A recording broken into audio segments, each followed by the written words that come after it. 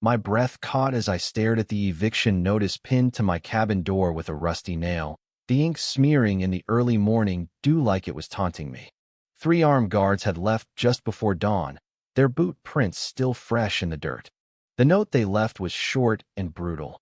Vacate in 48 hours or we burn your belongings. This was my grandfather's lake cabin, my last tie to him, and now the homeowners association thought they could just seize it. No way, not without a fight.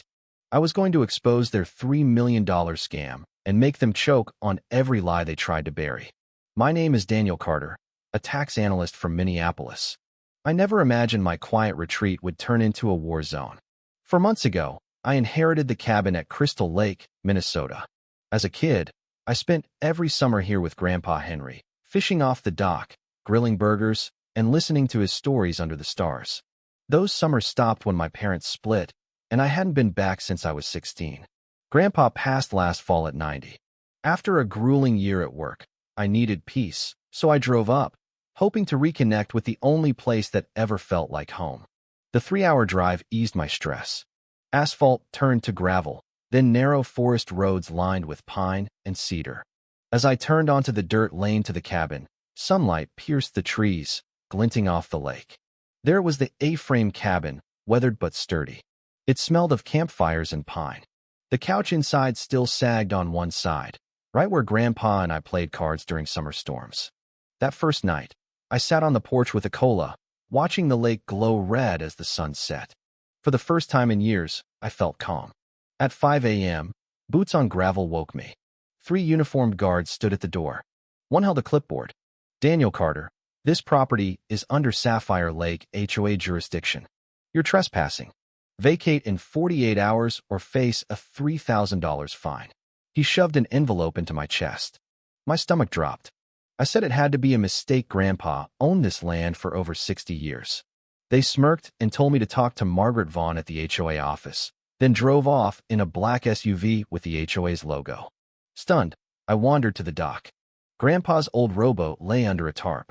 I stood there, hands in my pockets, trying to process it. A man approached from the next cabin. You Henry's grandson? He asked, offering a handshake.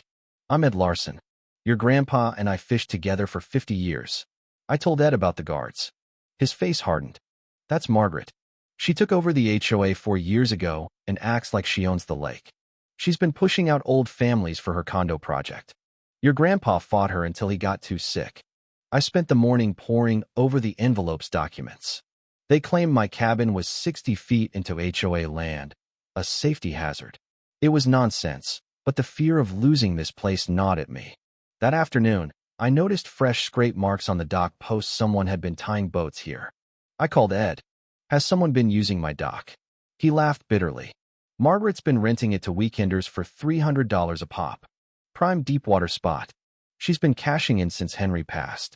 That night, searching for a flashlight under the floorboards, I found a dusty box labeled Crystal Survey. Keep safe. Inside were 1950s maps, land surveys, and a journal in Grandpa's handwriting.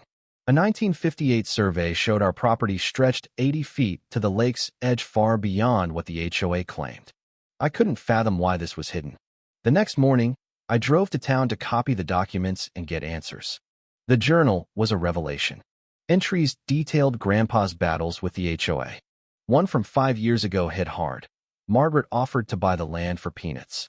When I refused, she hinted at new rules, said my dock might be unsafe. I'm keeping records. She won't win. That evening, I spotted a red blinking light on the porch camera nailed above the doorframe. The HOA was watching me. If they wanted a fight, they'd pick the wrong guy. I knew how to trace money. I dug through county records and HOA expense reports. At the HOA office, Margaret Vaughn greeted me with a fake smile. Mr.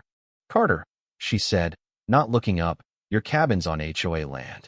Pay the fine or leave. I showed Grandpa's survey. This proves we own to the lake. Your map's wrong. Her smile tightened. Old records don't count. Our survey's official, on file with the county. I left, fuming. At the county recorder's office, a clerk named Susan pulled the latest property assessment. Her eyes widened. Daniel, this was updated last year. Your grandfather requested a reassessment before he died. It confirms your land includes the cove. The HOA's dock is on your property. My blood ran cold. This wasn't about rules, it was a multi-million-dollar land grab. Back at the cabin, I found a note taped to the door. Stop digging or you'll regret it.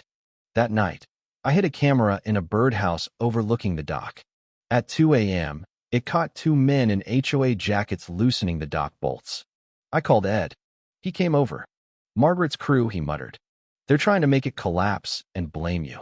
The next morning, I confronted Margaret. I know about the cove. I have the documents. Your dock's on my land. She barely flinched. You're mistaken. Her assistant, a smug guy named Kyle, followed me out, snapping photos of my license plate. His jacket had a logo, Von Realty.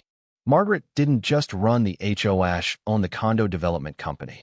Back at the cabin, the water was cut off, citing emergency repairs. I bought a camping filter and stayed put. In Grandpa's journal, I found a letter to Judge Ellis, a lifelong friend, warning about the HOA. I called the courthouse. Judge Ellis was still active. His assistant set a meeting. That evening, a woman knocked. I'm Jenna Holt, 2 cabins down. Ed told me what's happening. I'm a lawyer. Margaret fined me $400 for a flower bed. I want to help. We watched the camera footage. Margaret herself sneaking onto my dock, placing a rotted plank. Jenna grinned. This is gold. The next day, my car was towed another $2,000 fine. Then I found a dead fish nailed to the door. I kept going. Judge Ellis met us the next morning, his office lined with photos of fishing trips with Grandpa. He reviewed the evidence. This is enough to bury her, he said. Show up to the HOA meeting. I'll be there. Back at the cabin, the generator was stolen, replaced by a new blinking camera. Margaret was unraveling. Jenna dug deeper, finding HOA bank records showing $1.2 million in dues funneled to Von Realty embezzlement. Ed introduced me to a board member, Walter, nervous and shaky. He confessed, Margaret made me sign off on fake fines, threatened my mortgage. I'll testify if you protect me. That night, I found a box bolted under the dock, engraved with Grandpa's name. Inside was a 1960 deed signed by the county, confirming full ownership of the cove. Just before the HOA meeting, Ed handed me a USB drive from a neighbor, Ruth, with emails showing Margaret forging violations against my cabin. The meeting was packed. Margaret started with her usual lies. I stood, presenting the survey, deed, camera footage, and ledger.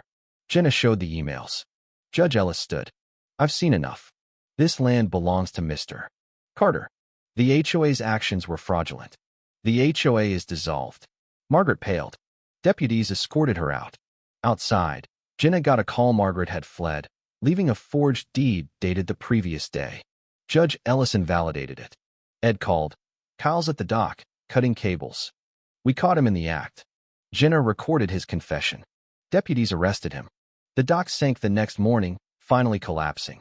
Neighbors cheered. That evening, we held a potluck.